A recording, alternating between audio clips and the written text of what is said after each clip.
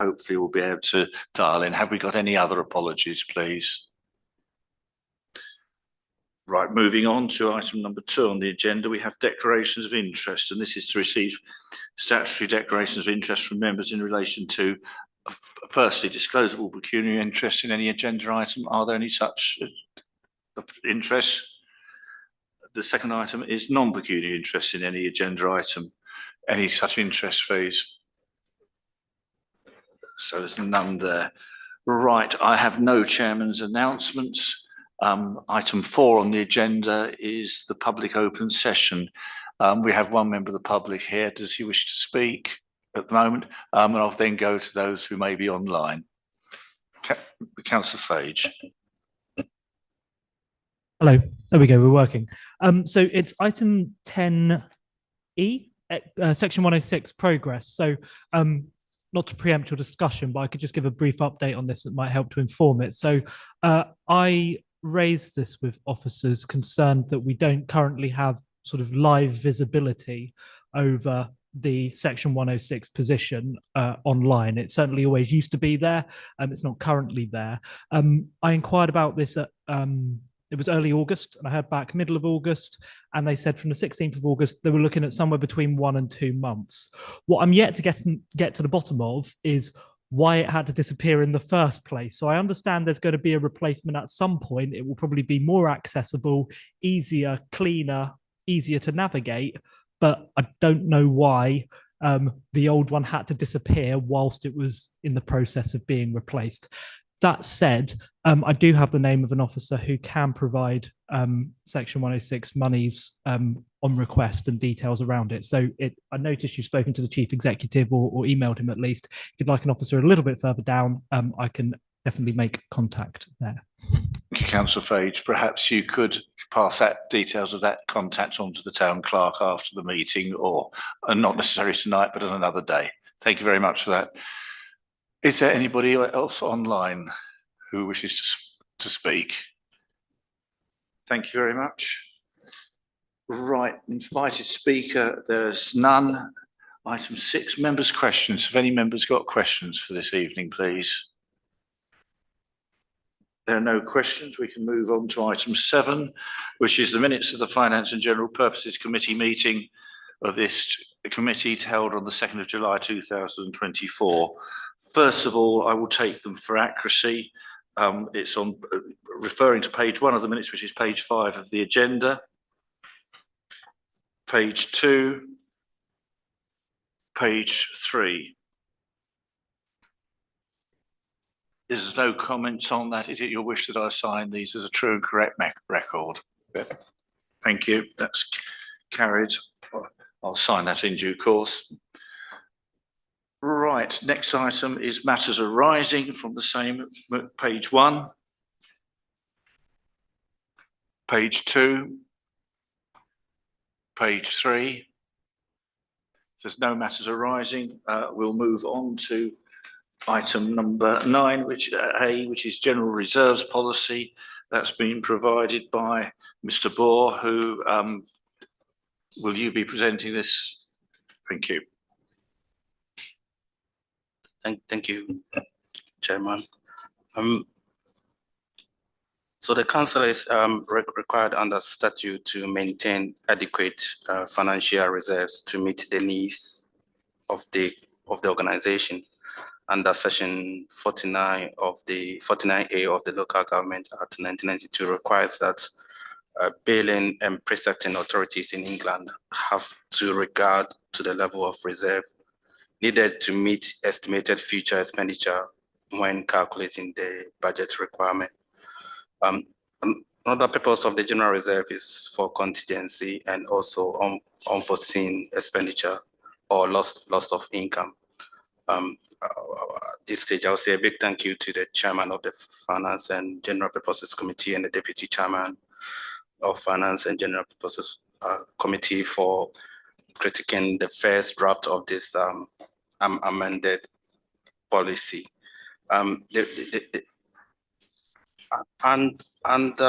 If we turn to the policy itself, please, and under 3, which is financial risk management.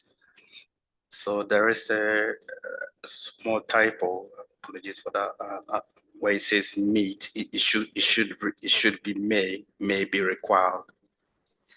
So the main recommendation is for members to approve the draft general reserve policy and also recommend to council to adopt the policy at the next council meeting, which will happen on the 10th of September. Thank you. Thank you, Mr. Bohr. Members, have you got any comments on this? Councillor Agnew. In the policy document itself, when we are talking about the expenditure equivalent to 3 months, I don't think we have had a discussion whether that should be 3 months or more, considering that we have expenses in this council that sometimes exceed our expectations. Thank you, Mr. Tarrant. I know that we've had a brief discussion on this point previously. We have. But perhaps you could clarify it for Very members. happy to respond to. So the 3 months is tied into statute. So effectively, if you refer to the Joint Panel on Accountability and Governance Practitioners Guide, which is built into statute, it defines what is expected for what we call a small authority. Yeah. The guidance associated with that is that it's normal practice to make allowance for 3 months of what they call your BER. Yeah. And this is why we've nominated that. And indeed, the external and internal auditor would expect to see 3 months. In a very small proportion of authorities, it can be greater than, but it is normal practice 3 months. Yeah. So I think the upshot of that is we could review it if we wish to, but that is basically the statutory minimum for a council of our size, and doesn't mean that we wouldn't review it in the future. But yeah, I understand. My comment was basically based on the fact that ultimately this is a recommendation. Councillor Allbone. Yeah, just a minor point. So on page 11, at the bottom of the page in section 5, this is the original document. So it says in accessing the adequacy of reserves. I imagine that should be assessing rather than accessing.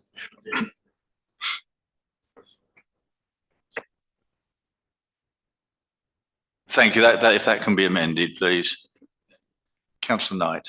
Thank you. I think the draft looks good, so thank you for bringing this forward. I guess my question is, how frequently should this policy be reviewed? And if we recommend it's adopted, can that recommendation include the date of the next review, please? Mr. Tarrant. Yeah. And if it was anything other than what I would call a significant policy, and I deem this to be a significant policy, then we could extend it to 2 to 3 years. I think this is good practice to do it once a year for members to reflect upon that. So, yeah. Thank you. Any other comments at the moment? I think the one thing that we will be coming back to council is that there will be a review of the capital reserve policy coming to council in due course. So this is more of a revenue reserve, general reserve policy rather than a capital reserve policy. Right, Councillor North. Thank you, Chairman. As we've just mentioned, it's stated that the general reserve should be at least 3 months gross expenditure, but under further down in part 1, further down item sub number 3, it says earmarked reserves are accounted for separate but remain legally part of the general reserve. And I assume that is in that the earmarked reserves are in addition to the 3 months, but that is not entirely made clear. And wouldn't it be perhaps a couple of words in that?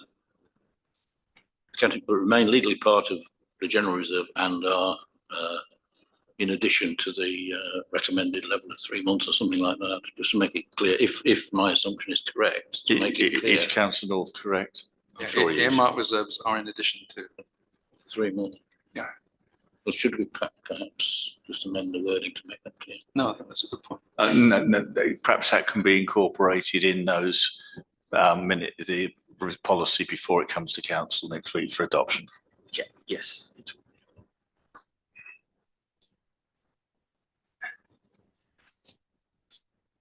If there's any further comments, please. If there are no further comments, perhaps that member would like to make a proposal. Councillor Allbone. I move that this should be adopted, subject to the amendments. Is that seconded? Thank you. Before I put it to the vote, no further comments. All those in favour, please signify. That's carried unanimously. Thank you very much, members. Thank you, Mr. Ball, for your work on that.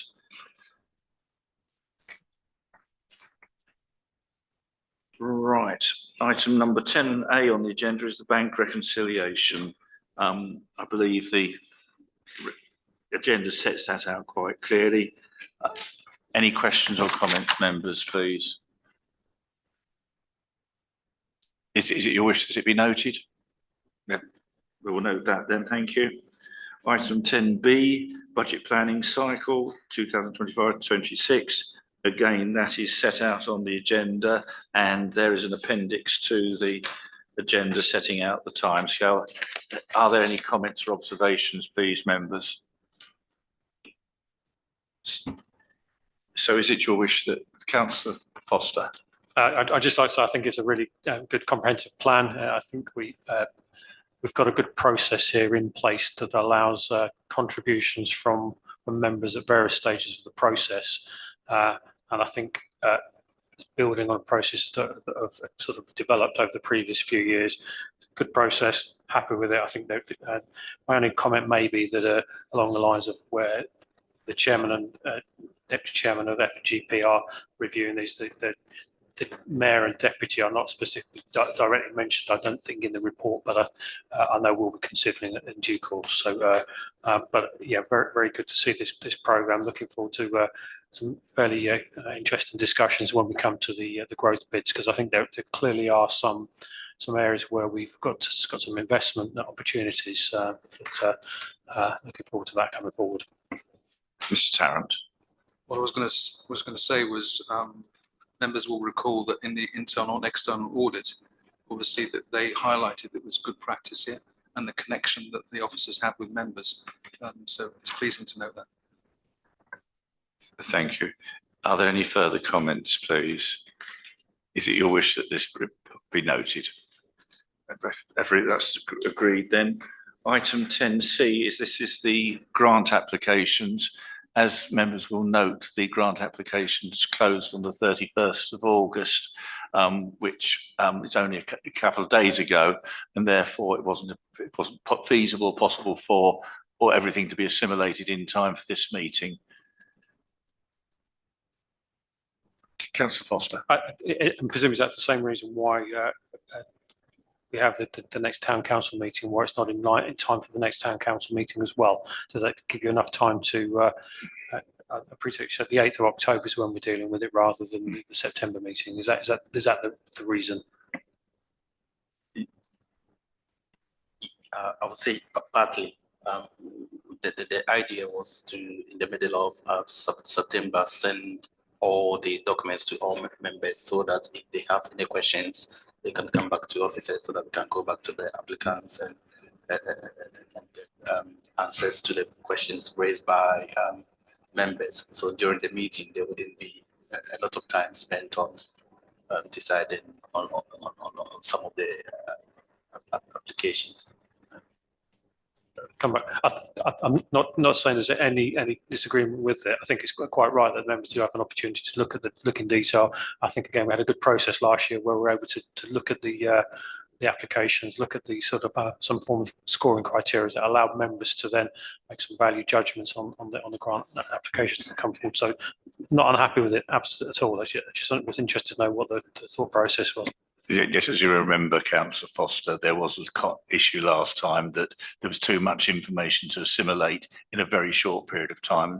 We want to do justice to the applicants. Councillor Knight. Thank you. So a couple of questions there. So are officers using the same scoring framework that we used last time? Yes. If it's still appropriate. Great, thank you. Are you able to give us an indication at this stage of how many applications we've received and whether we're oversubscribed or not, and by how much? Right. The last time I checked, it was about 6 applicants, but there might be more after the first. But as I mentioned earlier on, around maybe latest by 12 September or so. I will send everything email to all members and ask for comments, and then we can go back to the applicants and get queries. And also, if there is any document missing, please let us know. And we are doing the same, but we will also give members opportunity to ask questions on each application. Councillor Foster, I see you wish to Yes, speak. so just one other thing. Bear in mind, last year I think we had a lot of information that wasn't at the point that members were reviewing it at the meeting. It wasn't summarised. So I think if we're in a position where we don't just have all of the information, but without any, I guess, input in terms of the scoring criteria, is that the intention to have some scoring goes out as part of the information that goes to members?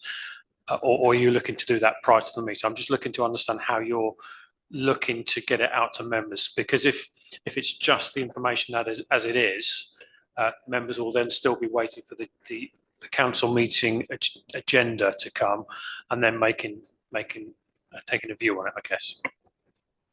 Mr. Tarrant. All of the complementary information will be completed at the time that the information goes out to members, so you can probably consider all of that information. I'm using my words carefully here. Perfect, thank you. Are there any further comments, please, members? In which case, is it your wish that we move on to the next item on the agenda and note this? Noted. Item 10D, BT Biggleswade Town Council contracts. Again, there's an explanation on the agenda. Have the members got any questions or comments, please? Councillor Agnew. Just a very quick question. How often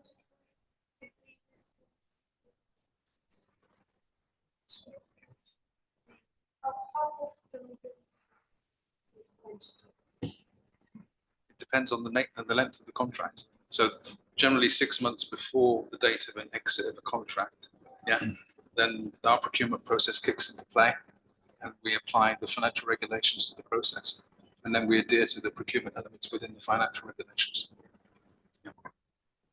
Thank you. Any further questions or observations? Is it your wish that we note this part of the agenda? No, thank you. Thank you. Item 10E, section 106, progress. We've already had Councillor Fage's observations from central beds capacity. Mr. Tarrant.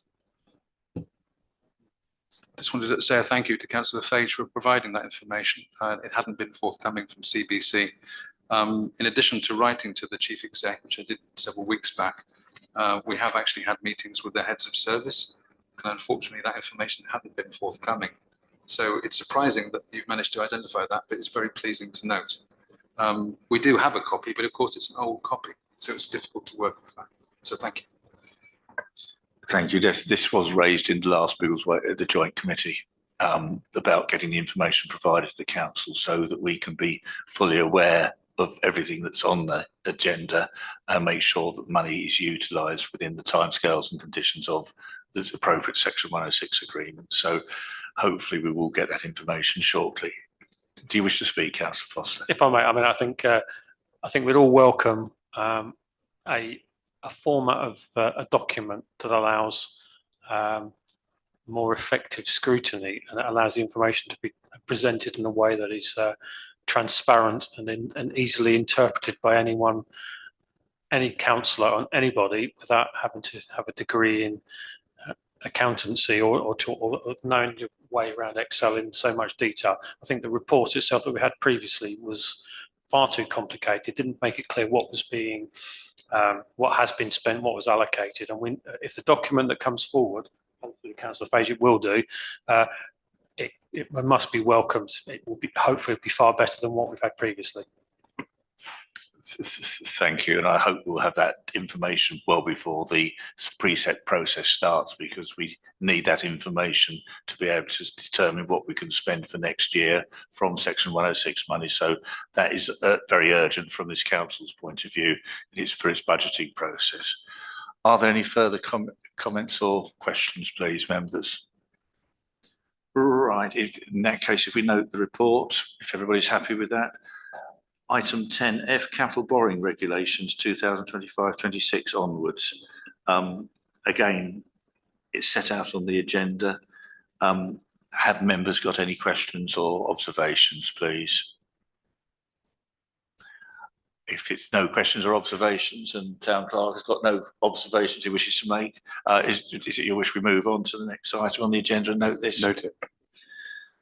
Right, item number 11 on the agenda is the public open session. Are there any members of the public online who would wish to speak at this stage, please, Catherine? There are none. Councillor Fage, you don't have nothing further that you wish to say. Thank you for your input earlier.